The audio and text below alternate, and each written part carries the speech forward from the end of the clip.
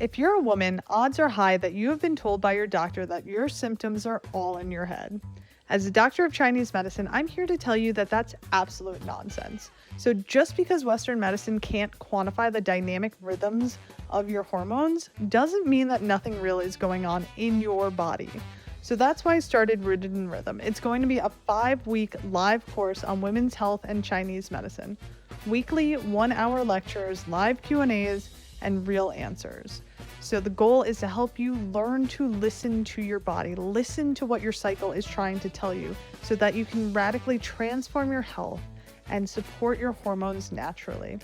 Check out the link, it's in the show notes. I can't wait to see you there. All right, everybody, I'm super excited. Today I have Dr. Chris Motley, who is one of my very favorite humans in the health and wellness industry, and actually a very legit, kind, compassionate, just delightfully brilliant man. So thank you so much for joining me, Doc. Oh, I'll say thank you so much, and I appreciate the kind words. And I do feel that way about you too, because the first time we were introduced, our mutual friend Lindsay said you got to meet up with Chloe. She's like the absolute best, and I do agree with that. Not just to say that you are like a light, and I'm just thankful that we can have this camaraderie about Chinese medicine and just life in general. So I really am thankful. Thank you for having me.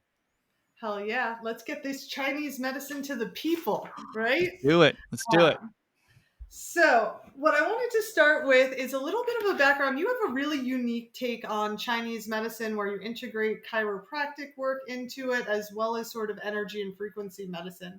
I'd Mm-hmm. love to know a little bit more about how you work with patients with these various modalities and how you look at the body and through Oh, those that lenses. I think when you and I, like when and the practitioners out there that are listening, when you integrate different types of modalities, one of the first things that I try to do with each patient, if they're coming in with an autoimmune, if they're coming in with any type of chronic sickness or infection, the biggest thing that I first try to address is in the acupuncture system, we know that there could be a blocked acupuncture point or meridian.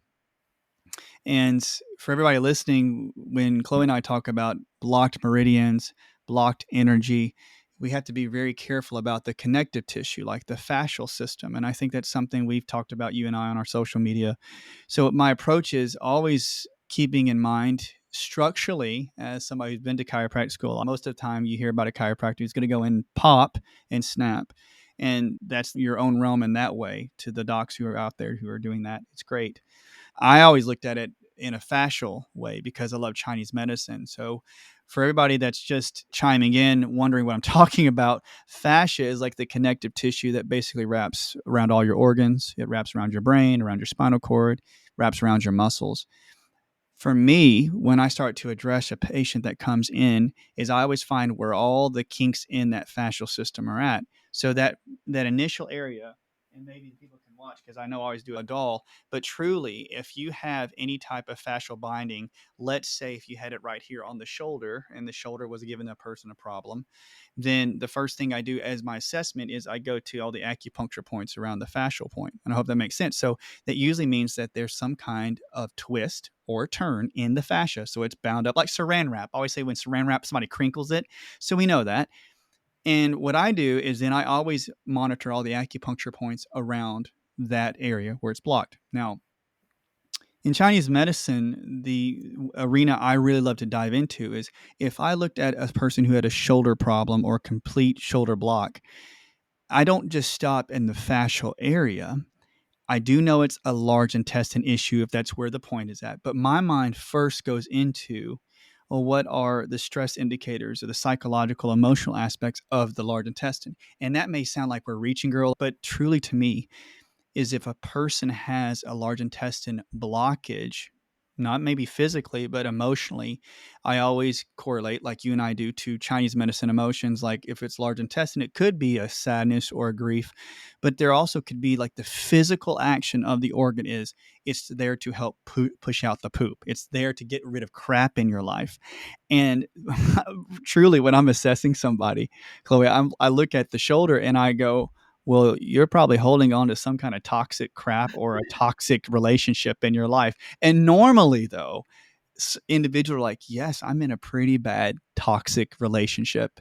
And they Yeah. go, that can cause a problem in my shoulder. So that's my assessment. So I like to meld that physical fascia with the acupuncture electricity running through here, but I also love to go back into what is the emotion of that acupuncture point of that organ. So that's one way I go into this whole realm. And I know we're going to talk about some different things about infection, but once I find out if somebody's not letting go of the crap in their life, like they're like, yes, I'm in a horrible relationship.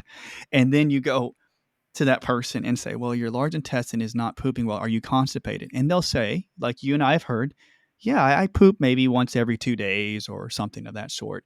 And then you look and I go into that biofeedback device I have and I try to find the frequencies of what's going on in that organ. So then I'll try to find out if there's yeast or mold or fungus or parasites. So I'm jumping ahead. I don't mean to do this, my friend. But whenever you find the infection, it's really great that you can find the physical trauma, shoulder problem, the emotions behind it, not letting go of crap in your life, and hopefully the infection that's taking seat in that organ. And when you start to unravel one aspect, maybe you can unravel the others too. So that's my spin on it. I hope that was a good answer. Oh, I love that. I think it's so important to look at the energetic and the emotional components of illness as well. And I find it so fascinating when Mm, medicine just knows the answers. I always give the example of like people with chronic coughs, and you're like, do you have some grief that you haven't actually worked through? And like yeah. 9 times out of 10, there is something, some emotional connection that if we can unravel that, it is going to help with the physiological ailments as well. I love frequency medicine, bioenergetic medicine. I studied that in a different school here in Colorado for a little while. I did the electrical ear acupuncture stuff, Oh, and that is like so effective. It's like my first biohacking tool in hindsight. I'm like, oh, oh, that's kind of a love it. biohacking tool. It's like a Love weird it. gadget, but now I'm going on a tangent. No, I Um, love that too. I love ear acupuncture. We can go. That's what I love about it's not tangents. Like I love these side trails. These are great. So one of the things I really was excited to talk to you about is these sort of hidden pathogens. We call them goose syndrome in Chinese medicine. Hmm. What I'm finding is that so many people have hidden Lyme or candida, some of these different pathogens that they've gotten throughout the years that their bodies have just not really been able to clear. And Hmm. then what happens, or what seems to happen, is that once they get stressed or sick, these pathogens sort of rear their heads and are able to flourish a little bit more. Can you Hmm. tell us a little bit more about how you find them and sort of some of the ways that they're manifesting in your patients? So totally. I wish I had I think I have my device here. I'll show you that for people who are watching though as well. Finding the infection is to me, finding any indicator is just as important as treating it because you know as well as I do, if you go to the doctor and they maybe find an infection, they just start throwing antibiotics or something at you. Maybe it's effective, but when a patient comes in and finds out what we suspect they have, like if you can get really specific on there, it really gives them a lot of peace in their heart. So at one point, like I'll use on the body, I'll use a biofeedback device. It's almost like a device where it's a small membrane. So people don't, if you're watching, but this is one device. So it's called a resonator. And when I try to assess the frequency, what I do is I'll use one hand and I'm touching all the acupuncture points like you do as well when you're trying to locate something on the body. Now, I don't want to butcher this. When a patient comes in and they have a blocked acupuncture point, for everybody listening, that acupuncture point usually will get swollen. It could be red. It could be tender. It could actually have a bruise around it. So when Chloe and I go in and reach and touch on the point, what will happen is the skin texture gets different than the rest of the body. So that makes total sense. Like there's a different type of electrical conductivity in that part of the skin because it's injured. So when a practitioner like Chloe and myself, like we'll go and touch the area, what will happen is we feel the energy come off the point. We do. We'll get to a point, people think it may sound weird, but it's not. You feel when something's a little off. You get around the point and you feel this energy difference because the electrical activity around the point's off. When I touch it, or when Chloe touches it, what'll happen is it transfers through your skin, the practitioner skin. So we will actually have some voltage go through our dermal layers, maybe in that little area of our finger. But if you get real sensitive over the years, what I have found with patients here, guys, is that I will touch the body with my left hand and find the point where there's some stagnant energy. It transfers some of that voltage to me, and my skin texture changes on the whole body because I can feel it. It's like a little bit of just a little pulse, but it changes the texture on my right hand. So you guys can imagine. So when I'm touching with my left hand, I have this little resonator plate and I'm rubbing this plate because all this is doing, the little plate that I'm rubbing is basically picking up on the static change in this hand on my right. That's all it's doing. So Wow. what happens is that I use a device to monitor the point. Now, side note, Chloe, like there's practitioners that literally go around a point and they can just feel it. Like they can look at somebody and go, "Oh, I know what's off of this person." Myself, I always had to do things by habit and by consistently doing it. So when I find the point, there is a cool, it's a very popular term called resonant frequency. I resonate with people. I resonate with this frequency. But I want to say this: there's a lot of implications, and it's really profound. So, for instance, I'll use different types of meridian frequency indicators. We've seen these. Let me show you. I'm sorry I'm off camera, but don't get mad at me, guys. I just want to show you. But what I'll do is I have two devices here, but I don't want to go and over talk. But these little vials here have homeopathy frequencies trapped in them. So what they do is they'll charge, if you guys can imagine, literally charge with microcurrent frequency generators, little machines, and they'll put electrical signals into the water. So the water has electrical signal. It means it caused the water to vibrate at a certain frequency. That's pretty cool. So these all have a vibration. But when you can find a vial that could actually match the frequency of the acupuncture point that's injured, if you can find the one that matches that acupuncture point, you can usually find which infection is causing the acupuncture problem, and that will tell me which organ has the infection in it. So, like, if I looked at your point, like if I said, okay, Chloe, I'm looking at your elbow, and you say my elbow hurts, and guys, this elbow crease is like there's a large intestine 11. Okay, well, I touch one point with my left hand, and I get this signal off of that point. Then I'll go through my kits, and I will try to find which of these homeopathic vials will actually resonate, match frequency with that point. So I find whatever it is, a virus or a mold or yeast that's matching that large intestine 11 point. But to me, it's profound because this is the technique that I can assess and I can find that, oh, I have this such and such in the organ. Then I'll do this, Chloe. I'll say, okay, I suspect this. Let's go get it tested. And then I'll go, okay, you may have strep. I cannot tell you how many cases of strep staph that was never looked at, not because they just didn't know to look for it in a sense. And then I'll find something that resonated with the large intestine point, like, oh, here's a lot of strep or staph. Send it off, get an extensive test, and they'll come back and like, oh, the strep's all over you. Now, I'm not patting myself on the back, but it's very astute that we learn how to use frequencies off the body. Yeah. So Wow. that's one aspect. I know I went a little overboard on that, but I'd say this: whenever you find resonant frequencies, I can get into all the science behind it, but that tissue is literally just if the infection's in there, it's just pulsing. Depending how active the infection is will determine how much of the frequency of the infection is given off by the body. Like that's the case. I get really excited. So guys, when you see me on camera, I don't want to get excited because she's like pulling up all these things in my head. For instance, you guys see, like, you can't really see it. I know it's a little resonator device. It's like this little plastic disc. And what I'm doing is, again, I'm just monitoring my hand, my static in my fingers. That's all I'm monitoring, seeing if I can conduct electricity from the person. But when you do a muscle test, people out there probably know what a muscle test is or may not. It's like you test the muscle strength and see if the muscle strength changes if I find an area, a problematic area. So all with muscle testing, like an AK, applied kinesiology, it's similar to using this device here. Now, when I get a signal that conducts through my skin, gives me a charge, it's similar to what happens when I find a weak muscle on a person. So it's basically the same thing. I'm just using like in a muscle test, I would be using your muscle, Chloe, to actually find out what's going on. With the resonator, I'm using my own skin texture to find out where the problem is. Yeah. Is it the best for the practitioner?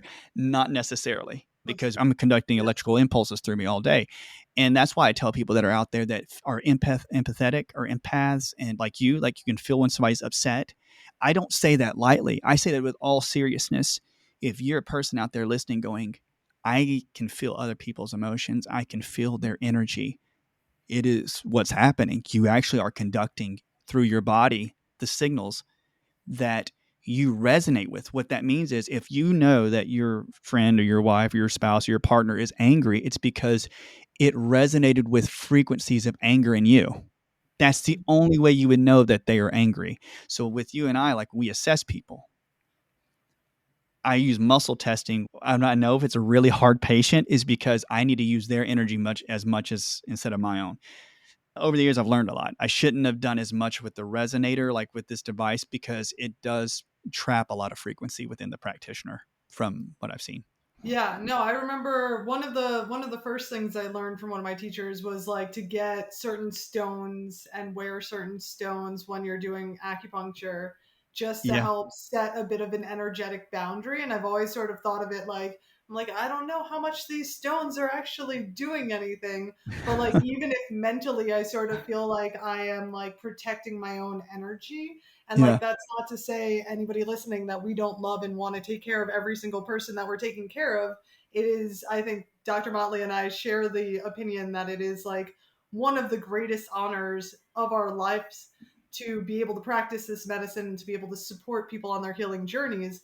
But we also have to be very conscientious of our energy and what we're doing in order to take care of Mm. people. And sometimes taking on other people's energy when they're sick or when they're going through a difficult time can cause Yes. pretty significant burdens on our health and our emotions. And So, it's really to the extent where the people out there that are listening, when you and I were talking about caregiving, and when you naturally caregive, whether you're like in full-time health practice, the person who is absorbing the yin and the yang, what will happen is if you really love somebody or care about them, you naturally have a tendency to want to take their problems away, or hopefully I can make them feel better. And that's really hard on us practitioners because we have that for our people we care about and we work with, and it is an honor. I think over the years, though, you and I, we learned that I didn't realize how much energy. Like when you say you wear a crystal or a quartz, I will say I'm thankful that. Oh, I learned later in life when I should have been doing it at the very beginning, like grounding mats, grounding mhm, sheets. They do really help. They really do work. And because we do a lot of experiments, and I know them, hopefully you guys are not getting bored out of your mind with me talking about this because it's nerd talk. But whenever we did the quartz crystals around the neck, and we had different types of frequency that we had oscilloscopes, which are little devices that could measure like the waveform that comes off certain material, and you could find out that there was different types of oscillations or frequencies coming off a crystal or vibration from like a quartz or a gem. And the cool thing is that when you wear them, if you can muscle test and find the one that resonates with you, this is what the premise is, like as it's wearing around your neck, around your wrist, remember that the crystal or the gem has a lattice structure within the actual material, and it's creating a vibrational pattern that hopefully could resonate with you when you absorb the energy of somebody else, and that it could actually almost trap the frequency in that crystal quartz crystal, like it grounds you out. So what it's doing is that frequency comes to you and then it transfers right into that gem, and that gem will take it, and they say it will disperse it and it'll negate it and ground you out. I think it's really cool technology, but they use it in a lot of scientific research, not even for gems or crystals in the way we would use them though. So everybody out there, if you are around individuals and maybe they do drain you, or maybe you have been a caretaker, looking into like different types of quartz and different types of gems, they do have some grounding effect on you. But remember to ground out. That's a big, big important thing, though. I think, though, Chloe, what do you think? I know for me as a caregiver, it just takes a tremendous amount of energy. And I was telling you before, I burned myself out so hard those first couple of years, just doing everything humanly possible for Remy, studying everything I could Mm, get my hands on. And then finally I realized like I'm no good to Remy if I'm sick and tired and just completely exhausted all day, every day. Like yeah, what difference does it make? Whatever inch stone I'm going to get for him is important, but it's less important than having his primary caregiver be a happy human. And that's one of the things that I always try and remind parents. I'm always like, parents, parental sanity trumps anything else. yeah, Like, not yes, that make sure your kids are safe 100%, that's the most important thing. But if you need to take a day or two to yourself, if you need to do whatever it is, do it. Do not have shame in that. This shit is no, hard, whether you're a parent, whether you're a caregiver, whether you are a human on this wild ride. Like shit gets messy and it's exhausting. Well, I love how you talk about emotions as toxins. How do you see emotions interplaying with some of these viruses and different pathogens in the body, and how does that impact our physiology, really? There's a lot of different angles. I think that you going back to hopefully the example of, let's say, when you have a pathogen in the large intestine, like let's say if it's a parasite or if there is some type of bacteria, uh, there's a lot of different types of angles about why a person would accumulate a certain type of infection, or why an infection would actually be chronic in that organ for so many years, or why would it pass down generationally from a parent or for a grandparent. Oh, my grandparent had a bad colon, they had colitis, and then now it came back to me or to a family member. The intertwining, though, is I always tell myself, because I do have to do this when I'm working on people, Chloe, like if a person came to me in the acupuncture system and they kept showing that the large intestine meridians, like on the elbows or maybe in the elbows or in the arms or something around those large intestine points, are always fiery hot and they're inflamed. Personally, I thought there has to be psychologically, the brain is probably having to initiate some kind of connecting piece with that organ. Like it's always trying to fire because that's why the organ's worn out. So, everybody, you guys, I hope that makes sense. If you know that the large intestine is fatigued and weak, it's because something has been initiated from the brain to the organ.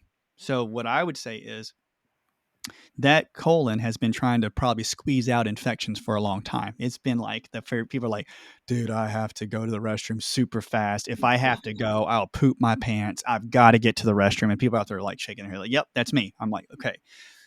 So the emotional aspect is this: when you have the colon basically getting to spasm, I know emotionally that the action of the colon mirrors the action of the brain.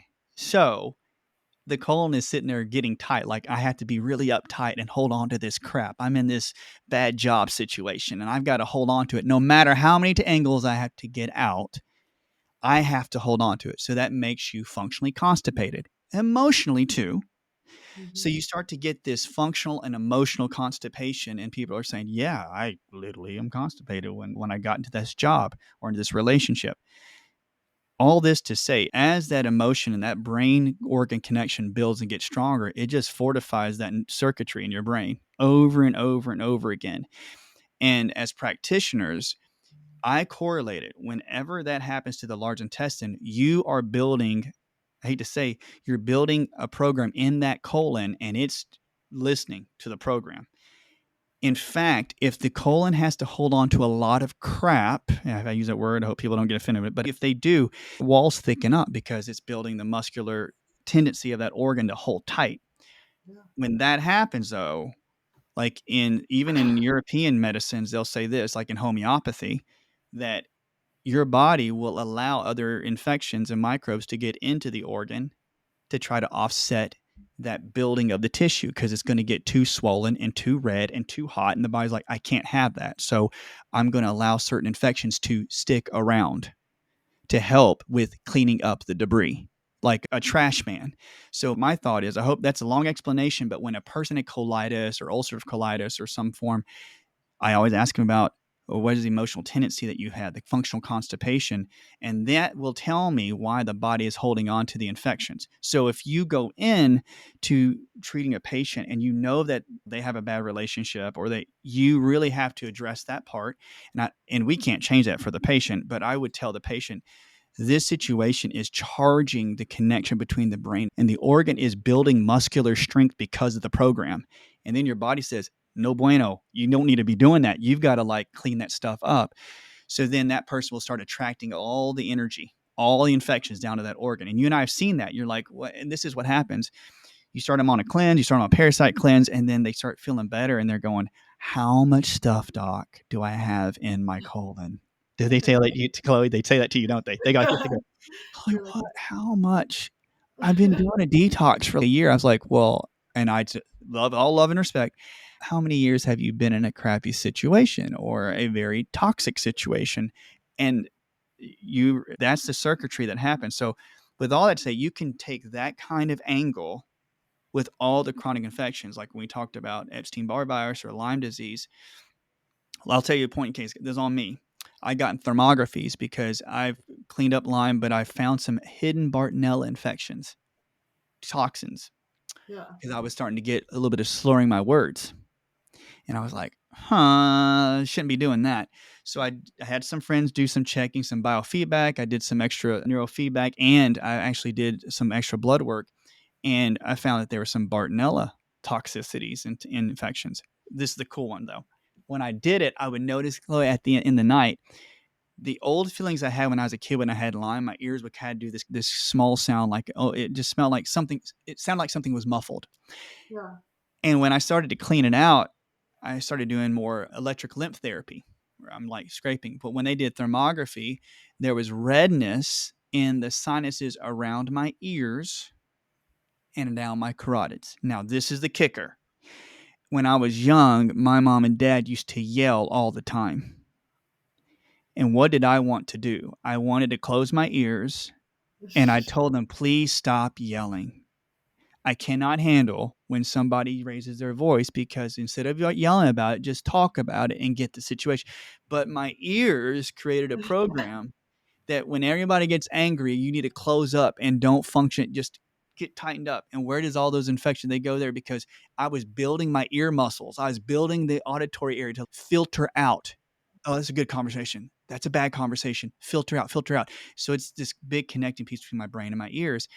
And it was so charged that this is what I believe.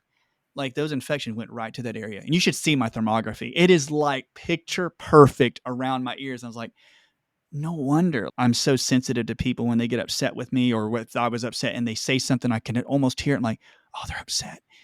And so I want everybody out there to know that when we do assessments and we're checking about this emotional piece, never underestimate or forget that there's an emotional fatigue that usually goes along with your structural issue or physiological. Because, as I'm preaching the choir and we're talking, you and I'm like, I always tell myself, find the emotion with it. Because there comes a point where you and I are kicking ourselves in the butt, they would say, because we're going to keep doing this thing, keep doing it, and trying to help this patient.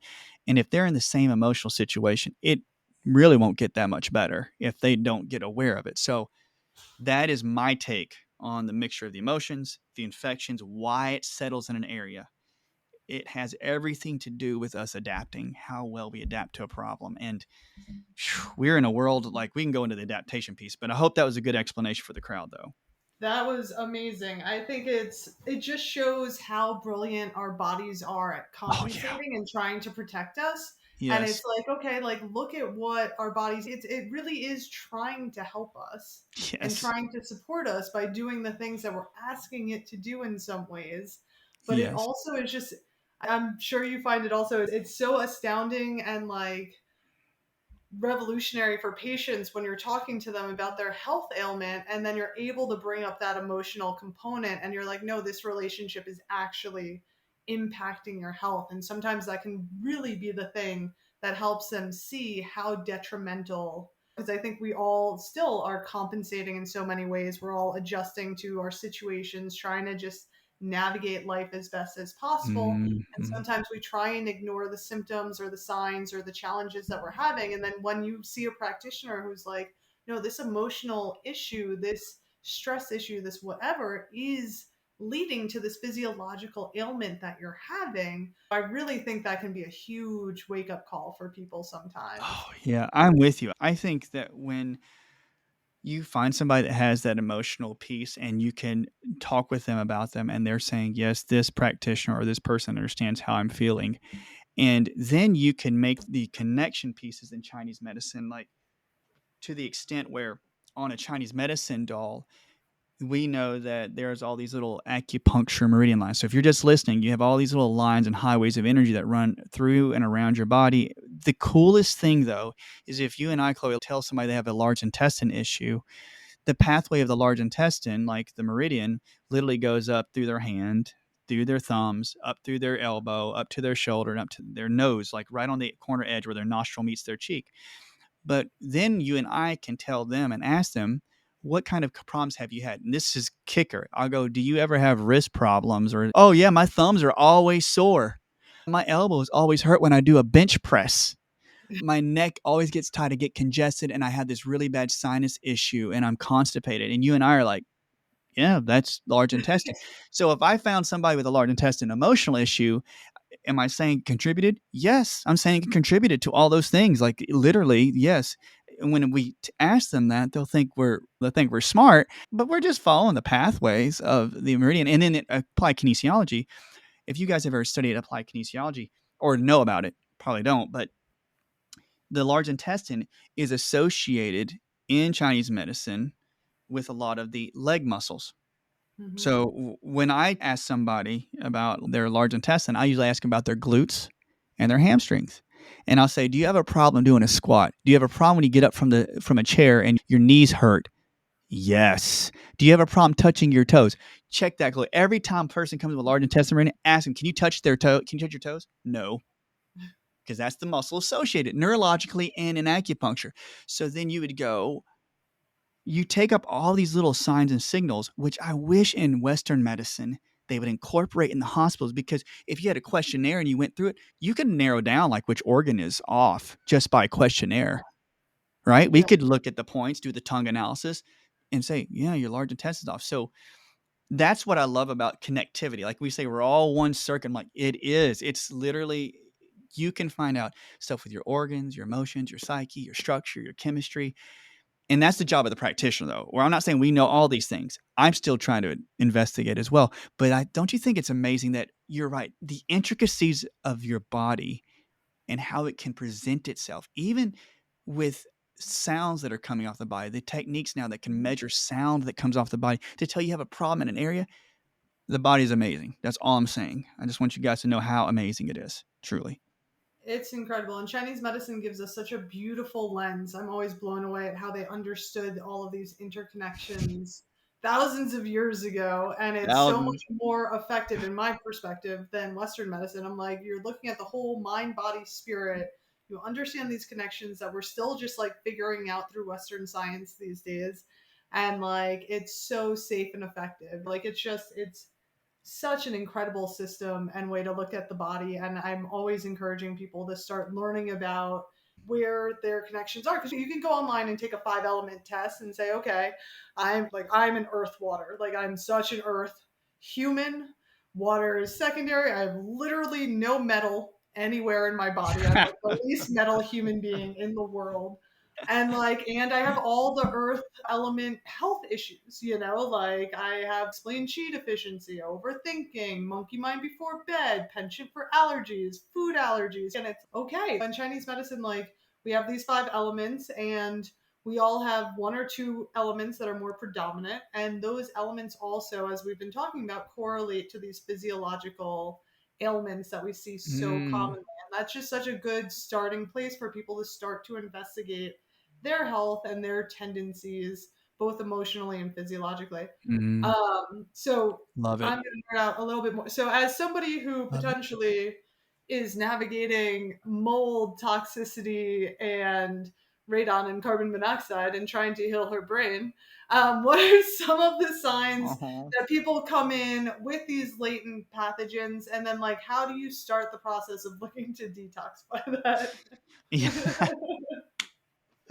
Oh, my heart goes out for you when you had the radon and the mold. I know that anybody that's listening that's gone through this, my heart goes out for every one of you. And it's the hardest thing when you have the hidden latent infections. When you don't know you have an infection, or if you suspect it, one of the biggest things that I always try to do when I suspect that a person may not know if they have like a mold or a radon, my first angle is to always try to check out the filters, of course, of the body. Like I always check filtration and elimination when it comes to Chinese medicine. So some of the top signs and signals I always say is you start with either your colon because you're going to try to poop it out, or your lungs because you're going to try to breathe it out, and or you're going to try to pee it out. So I always think about breathing, pooping, or peeing. So I literally will go through and try to find out if the kidneys, colon, or the lungs are operating in a way to actually help you eliminate as much toxins. I do love the spleen because the spleen's a filter as well. But some of my top signs and signals, though, because we live in a culture that's so based in fear, the fear of not getting ahead, the fear of being stuck, the fear of being stuck in a situation where I can't advance, those that is probably one of my priorities. So I always say liver, kidney, and colon. Now, the signs and signals would be somebody who always has like a very sore low back. This is one of the examples. People come to you and I and they say, Doc, man, my low back hurts. Like it's very achy. It's down in the SI joints down here. And then I ask, well, do you have really tight hip flexors? And the majority of them say, yes, very bad tight hip flexors. With all that to say is because your hip flexors and your low back are heavily associated with your kidneys and kidney imbalance. But that to me is when I'm trying to find like the hidden infections, I always look for all the physical signs and symptoms associated with the muscular organ relationship when I first assess a person, because their physiology is what's giving the most drive. Like they're literally like, my back hurts, my hips are always tight. Then I'll go into more of the physiology of it. So I'll say, well, kidneys and bladder, I'll like, are you peeing all the time? And they're like, yeah, I pee like every night, 4 times a night. And I go, okay. Have you had UTIs when you were younger? A lot of them will say yes or no. Like, yeah, I've had UTIs, I've had bladder infections. Have you had any kidney stones? When a patient tells me these small signs and signals, and I don't want to get overwhelmed for the audience, but I'm telling you, like, I pick them out. Oh, you had hip flexor issues. You had UTIs. And the reason I do that is because most of the time in our culture, they think that once you took an antibiotic, something in the past, like it got rid of it.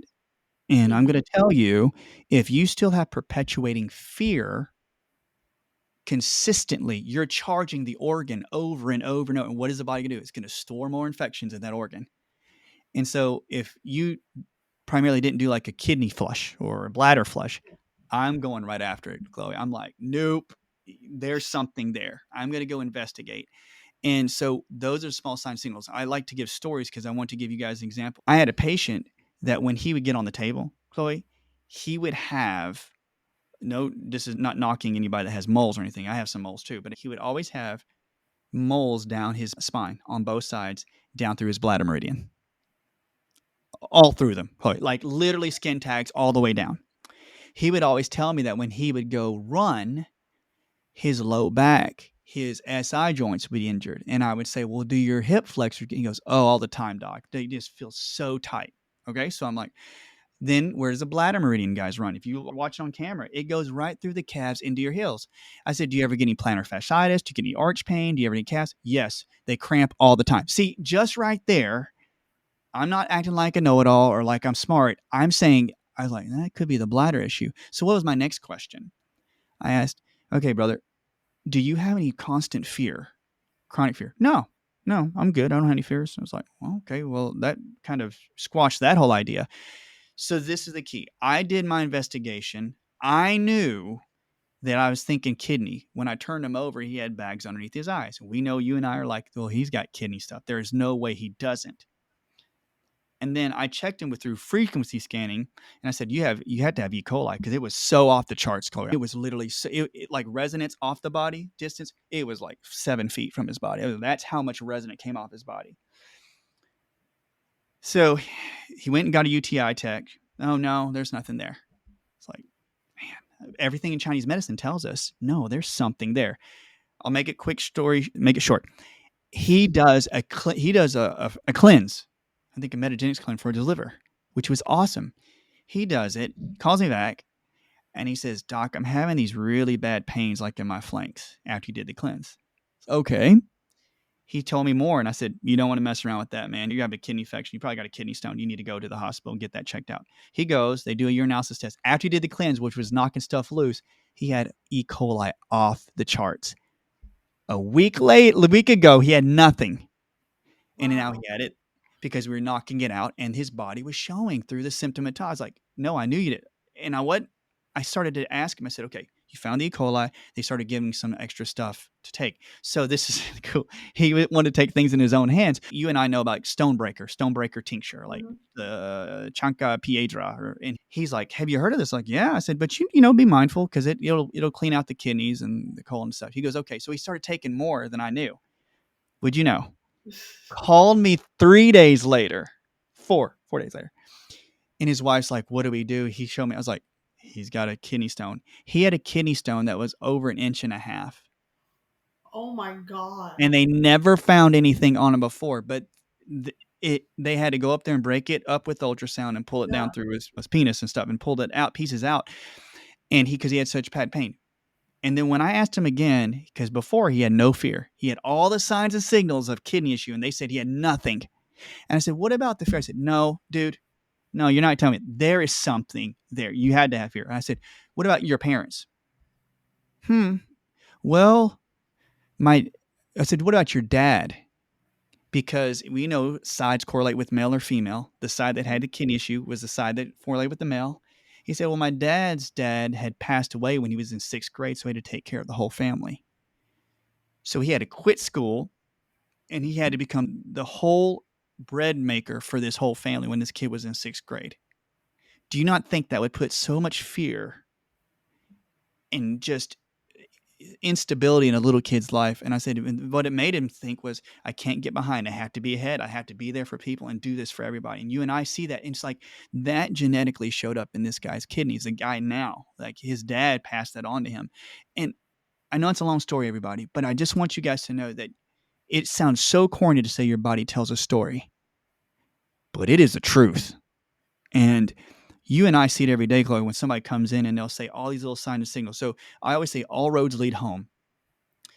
If Chloe or her son or my mom came in and said, "Hey, Chrisia," that's what she says, "Chrisia, right here, I keep noticing somebody rub their eyes right between their eyes, like right up bridge of nose." And you and I know it's bladder 1. I cannot tell you how many people who've had that point, and they're always doing this. They have problems behind their eyes, sinus issues, and they have an itchy scalp or flaky scalp, and they all have hidden bladder infections. I can say 100% of them. And that's not because I'm smart. It's because Chinese medicine's so smart. Yeah. And it takes so much of the guess out of the way. It's like somebody comes into you and I'm like, "Hey, I've got chronic sinus and allergies every year, and I have to rub 'em," and they'll do this. And then I'll check them and I'll go, "You got a UTI and you need to clean that out, and this will help your allergies." And we, as Western culture, we can't even imagine that a bladder infection is going to cause you to have sinus issues. Like that is the most dumb thing to us. Yeah. But thankfully, you and I, when we see things like that, I look at these small patterns and I correlate them together, because it took a lot of trial and error in my world. Like I was just like, I don't know what's going on with your head while you have itchy scalp with dandruff all the time. And then I started studying like, oh, the bladder could do that. And these are in texts from Chinese medicine a long time ago. And I wish, why didn't I look at it before? So anyway, that whole story, Chloe, and just know that your body's telling the story. Yeah. It always is. Well, again, it just is so incredible how Chinese medicine understood this. And it's one of those things where, like, I've always been more of an herbalist than an acupuncturist because I love that I can look at the Eastern energetics and the Western science on it. I can look at all the research Mm. on all the herbs. And so it satiates both sides of my brain. I'm a Gemini. I grew up in Brooklyn. I live in Boulder. I'm like, I need both aspects of these things. And what's funny to me is the further I go down the pharmacological constituents and chemical pathways that the herbs are going down, the less I care about any of it. Because I'm like, Chinese medicine understands this so much more dynamically than Western medicine will ever get it. Like, it's just like the way Mm. that they understand the ecology of the body is such a different paradigm from our Western paradigm. Yeah. And it really, I think it's cool. Like, I really think that the more that people learn about Chinese medicine, the more they can start getting our bodies are telling us the story. Our bodies are telling us what's going on. So Mm. if we can learn to start listening to these signs that are so clear instead of just trying to dumb them down, trying to get rid of them, like people getting headaches and then just taking pain pills. You're like, Yes. the headache is telling you something. If you're getting cramps from your period, I just started that women's line, and it's like your cycle is one of the most effective diagnostic tools we possibly have. Like if Oh, you're getting yeah. cramps, if you're having digestive issues, if your cycles are right, like all of these things are signs of what's going on in your body, not only physiologically as we've discussed, but also emotionally. Uh, Yes. so it's like Yes. helping people understand what their body is telling them is really Mm. something I think that you and I are really trying to do in terms of empowering people with this medicine. Oh, it's so strong. It's so powerful.